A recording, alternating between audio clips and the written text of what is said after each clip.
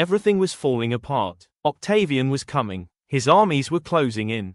And Cleopatra knew the truth. This was no longer a fight for victory.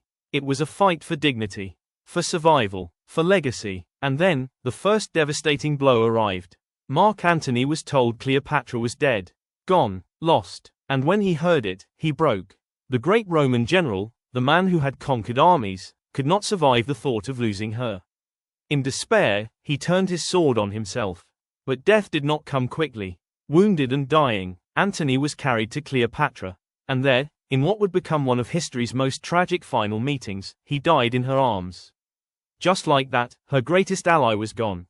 Her lover, her protector, her last shield against Rome.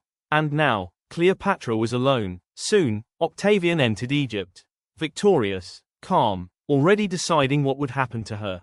Cleopatra understood exactly what he wanted. He wanted to parade her through Rome.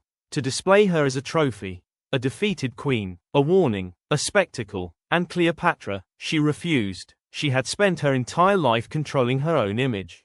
Her own story. She would not let Octavian write the ending. So she made one final decision. One final act of power. One final act of defiance.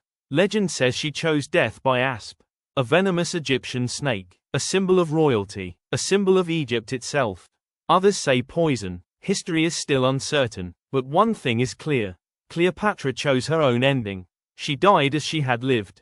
On her own terms. And with her death, an era ended. Egypt fell into Roman hands. The Ptolemaic dynasty was over. And the last true pharaoh was gone.